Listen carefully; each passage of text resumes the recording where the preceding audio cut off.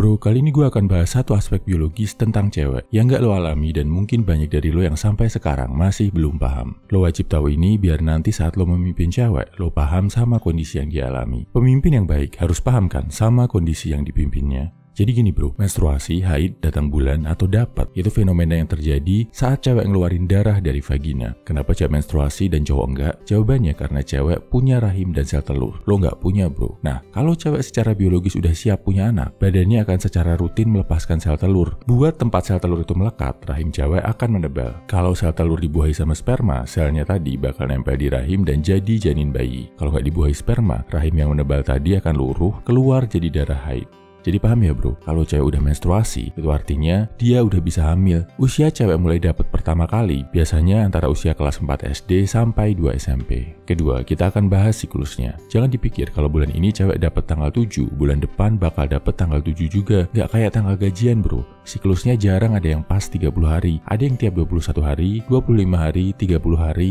bahkan ada yang sangat gak teratur. Makanya jangan heran kalau kadang dalam sebulan cewek bisa dapat 2 kali, di awal dan di akhir bulan. Biasanya periode dapatnya bervariasi bro, biasanya antara 5 sampai 10 hari. Ada yang kurang, ada yang lebih. Nah, saat cewek lagi dapat, lagi keluar darah, gak direkomendasikan lo enak-enak sama dia karena banyak bakteri dan risiko penularan penyakit jadi lebih tinggi. Ketiga, ini yang lebih penting. Kita bahas efek menstruasi ke perilaku si cewek.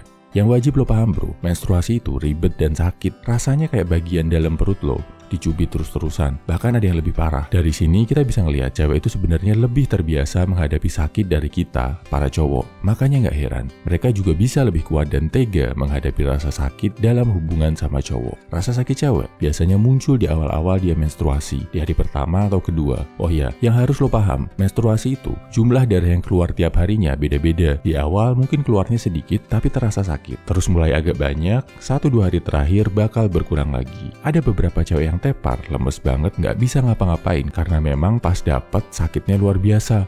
Ada juga namanya PMS, Premenstrual Syndrome. Ini biasanya terjadi di 3-4 hari sebelum cewek dapat. Badan rasanya nggak enak banget, hormon makin nggak stabil, rahim menebal. Biasanya di masa-masa ini mereka mendadak jadi lebih moody, nyebelin, sengak. Pahami bro, ini kejadian mungkin bukan karena memang mereka sifatnya gitu, tapi karena dorongan biologis dari badan mereka. Saat ada yang harusnya dikeluarin tapi belum bisa keluar, jadi kayak ada yang ganjel. Jadi jangan anggap terlalu serius sikap nyebelin cewek saat lagi PMS ya bro. Kalau mau debat, diskusi, tunggu sampai badannya lebih enak setelah dia dapat. Terus ada juga namanya masa subur yang diikuti sama ovulasi atau pelepasan sel telur ke rahim. Simpelnya, masa subur ini adalah periode di mana peluang cewek untuk hamil paling tinggi. Biasanya terjadi 10-17 hari sejak hari pertama dia terakhir menstruasi. Tapi ini hitungannya berubah-ubah, beda-beda juga tiap cewek. Karena ada beberapa cewek yang masa dapatnya nggak teratur. Otomatis masa suburnya juga jadi nggak teratur. Intinya, di masa subur ini, ada perubahan perilaku yang lebih jelas dari cewek. Menurut riset dari University of California, selama masa ovulasi, cewek akan jauh lebih tertarik sama cowok yang penampilannya maskulin, badan tegap, kelihatan kuat, berotot, tulang rahang jelas. Ini karena di masa subur, cewek berpikir pengen dapetin gen terbaik buat calon anaknya nanti. Di masa subur ini, cewek juga sedang pengen-pengennya buat ngelakuin olahraga ranjang, karena memang secara biologis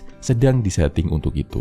Baru di luar masa subur, preferensi cewek ke cowok bakal ada pergeseran. Dia nggak mengutamakan lagi faktor fisik, tapi juga mempertimbangkan hal lain kayak harta dan status si cowok. Yang terakhir, lo harus tahu, buat menanggulangi menstruasi, cewek itu punya senjata khusus. Ada yang namanya pembalut, tampon, dan menstrual cup. Paling umum di Indonesia dan negara-negara Asia Tenggara. Cewek pakainya pembalut. Fungsinya kurang lebih kayak popok, tapi dia ditempelin ke celana dalam cewek. Tampon itu dimasukin ke lubang tempat darah keluar. Fungsinya kayak penyumbat sekaligus penyerap darah. Ada tali di ujungnya. Nanti kalau mau ganti, tarik talinya terus buang. Jadi sifatnya rapat banget. Bahkan cewek yang pakai tampon tetap bisa berenang tanpa takut bocor. Tampon ini lebih lazim dipakai sama cewek di negara-negara barat, khususnya Amerika Serikat. Di Indonesia, banyak cewek yang masih ngerasa nggak nyaman pakai tampon. Ada juga menstrual cup, hampir sama kayak tampon tapi dia bentuknya kayak cangkir kecil, bisa dipakai berulang-ulang setelah dicuci. Nah, setelah lo tahu ini, gue mau share satu tips bro. Dari dulu, sejak masih muda, gue selalu biasakan bawa kotak P3K. Kotak ini gue taruh di jok kendaraan atau di bagian dalam tas ransel, nggak gue keluar-keluarin. Isinya biasanya standar, ada balsem, alkohol, kapas, kasa, gunting, jarum, plus pembalut. Kenapa pembalut? Ini buat mengatasi kondisi darurat, dimana kalau ada cewek yang tiba-tiba lagi dapat, dia nggak bawa pembalut dan jauh dari apotek, lo bisa bantu dia menangani kondisi ini. Gak perlu sebungkus, selembar aja udah cukup. Lo taruh di kotak P3K tadi. Saran gue, pilih pembalut yang bersayap karena lebih gampang dipasang sama cewek. Nah, sekarang lo jadi lebih paham ya bro, tentang fenomena menstruasi, efeknya ke cewek, dan sikap lo sebagai pria sejati saat menemui kondisi ini. Salam high value man, semangat bro.